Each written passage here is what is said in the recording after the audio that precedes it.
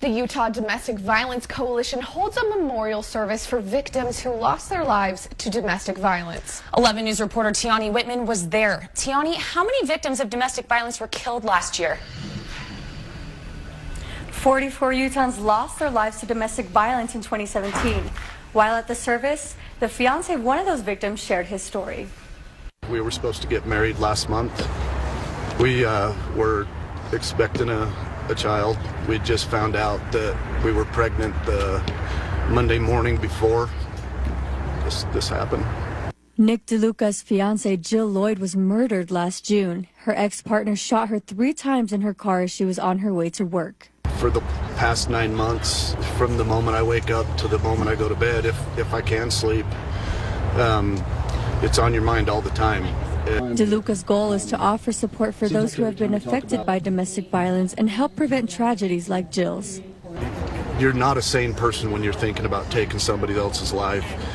I want to be that guy that gets to talk to him beforehand and maybe change the outcome a little bit.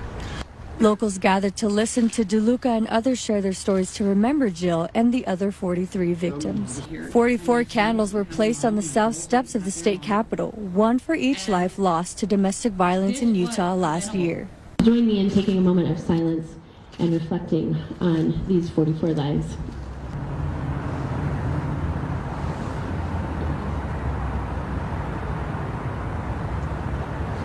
In Utah, 1 in 3 women will experience domestic violence. That is higher than the national average, which is 1 in 4. More than half of our homicides in Utah are directly related to domestic violence. Less than 2% of those homicides had protective orders. 2 bills are passed by the Senate and House already to support the fight against domestic violence. One is a Senate bill which will include dating violence and domestic violence, and the other is a House bill that will strengthen domestic violence misdemeanor charges to felonies. Tiani, what can someone do if they are experiencing domestic violence?